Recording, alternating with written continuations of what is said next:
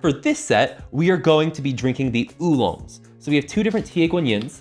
Both of these come from the Angxi Mountains in Fujian, China, and these are both Tie Guanyins processed in different ways. So first we have what has probably been the more common style in the more recent past. This is a very bright green floral Tie Guanyin. This is the style that was popularized in Taiwan and now is very popular both in Taiwan and mainland China for the very bright floral kind of nature of it. However, this was not the original style for Tie Guanyin.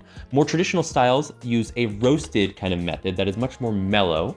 And we also have a sample of that included as well. So we have a direct comparison of a bright green oolong and a more mellow roasted oolong.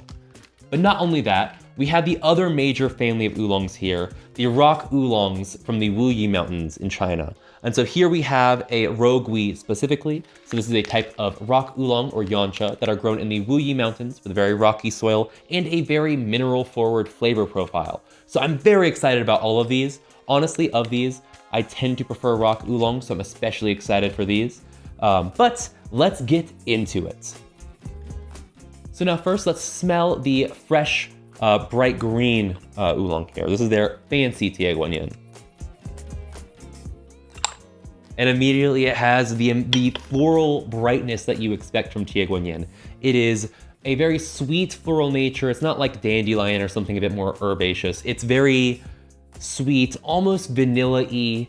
If you've ever had like a milk tea kind of style tea, it's that sort of like condensed milk mixed with floral nature, but more toned down than in like a milk tea type thing. This is very, very nice, but it's also not as potent as I expect a lot of Tie Guanyins to be. I expect many more green Tie Guanyins to be really in your face with how bright they are. This is a bit more toned down, a bit more reserved. We'll see how that fares with the brew. Next, we have the charcoal roasted Tie Guanyin. So the main difference here is the roasting process. It is going to provide a much more mellow profile. At least that's what I would expect. Oh, and yes, so the flavors are more mellow, although the aroma is more intense than this one. This is a lot more in your face. It's a lot more present. The volume is higher here. But I'm getting a lot more of the kind of like roasted, toasted, but sweet flavors. It's almost more like caramelization and smokiness, if that makes sense. Very sweet, something that isn't quite like dates, but is approaching it in that kind of realm. And other sort of like caramelized kind of flavor notes there. It's very, this one is surprisingly dense compared to the other few. It feels like there's more to pick out, more interesting stuff for your nose to grab onto. I'm really appreciating this one. Spending some more time in the smell, I'm getting a little bit of seaweed, like kombu specifically, that's been like cooked in like stewed in water, and a little bit of a sort of like a very caramelly chocolate kind of thing. Very, very nice. I'm really enjoying that aroma. And then finally, we have our Wuyi Rogui Rock Oolong. Oh, so this hits all of the classic rock oolong notes. It first hits you with that kind of sweet minerality. It's somewhere near dates, but there's kind of a seaweed note to it that's really, really built kind of all together. It blends into one distinct note that is rock oolong, and it is really, really lovely. There's a little bit of like an extra kind of honey thing going on as well, but overall, this is exactly what you would expect from a rock oolong style tea. And I think that's true of all of these so far. We are on track to have a very good representation of all of these teas for a beginner. Let's rinse these up and see what they actually look like. Now with these first two, since they are ball rolled oolongs, I'm gonna give them a slightly longer steep to open up a little bit. The rock oolong should not need as much, being a twisted strip oolong like most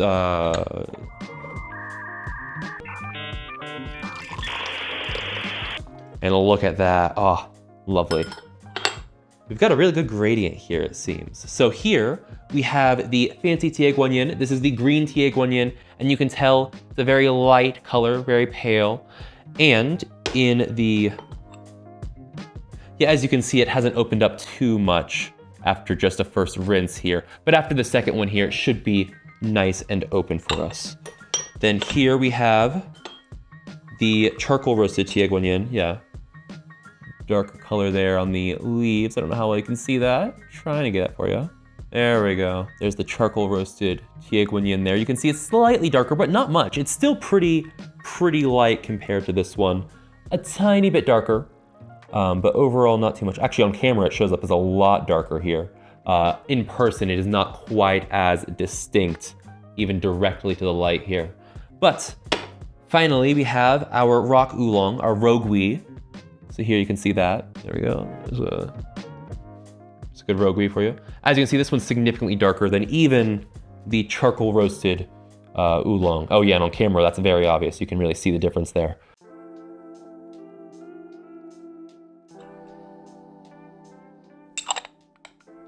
Okay, wait.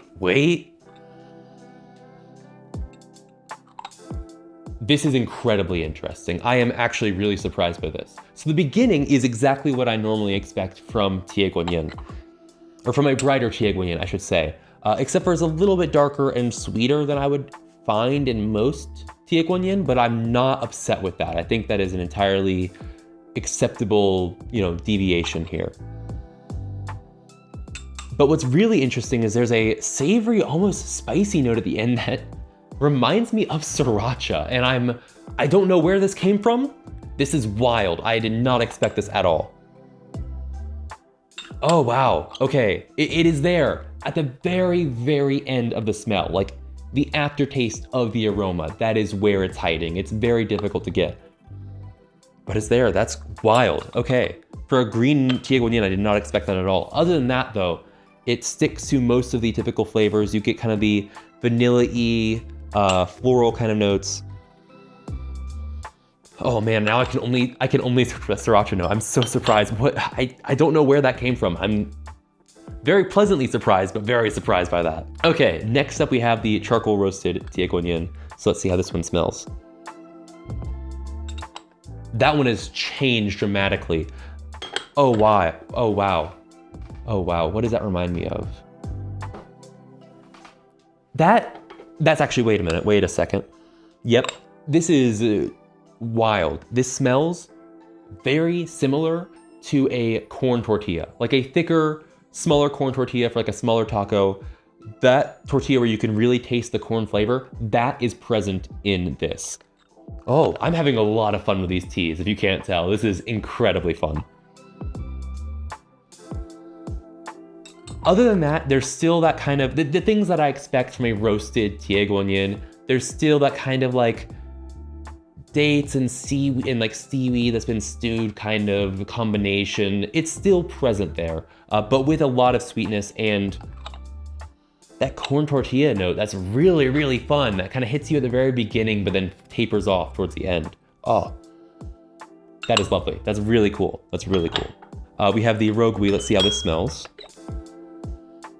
Bro, that... Okay.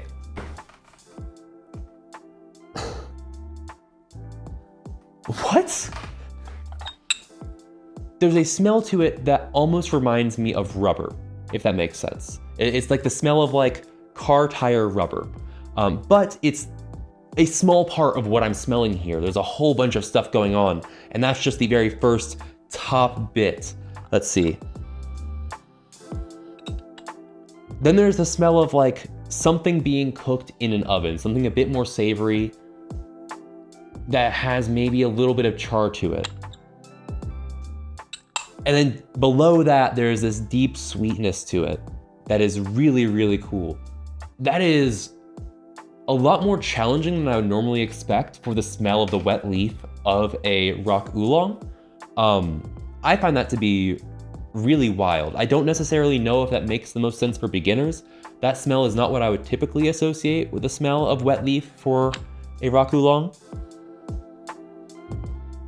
As it cools down a bit, it starts to get more into the more typical notes that I would expect that kind of more mirror what we're going to get into with the taste here, I assume. We'll see.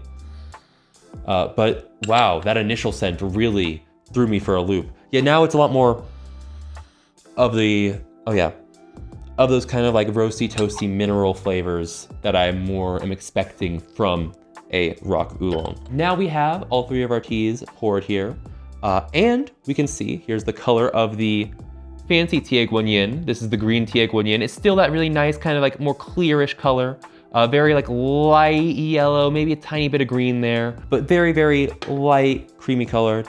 Next we have a slightly darker charcoal roasted Tie Guan Yin here. Check that out. Notice it's a little bit darker, but really not much. And then we have our Rogui here, our rock oolong. Check that out. A good bit darker, a good bit more on the brown tan side compared to the kind of yellower colors of these two. So now let's get into tasting these. We're gonna begin with our fancy Tie Guan Yin here. All right. So I'm noticing that the flavors are there, but I think this is a little bit on the light side. I would have hoped for a little bit more of a bold, kind of very in-your-face Tie Guan Yin. You want those flavors to be present. I mean, if this is a beginner, you want them to learn about these flavors. And Tie Guan Yin is not a very off-putting family of teas. I think the flavor is relatively approachable. You taste it and it's not very astringent, it's not very bitter, it's not very crazy or funky. I would have hoped for a little bit more. Granted, I could have dosed it wrong. I did eyeball all of these doses, but it is a little bit light. Granted, the flavors you do get are the flavors that you expect from a Tie Guan Yin. You do get that same kind of very bright, floral, grassy flavor, very sweet, very clean. It's exactly what you expect from a Tie Guan Yin, but it's just not, the volume isn't as high as I want it to be, if that makes sense. All right, so next let's try the charcoal roasted Tie Guan Yin and see if this one can deliver a little bit more punch to it.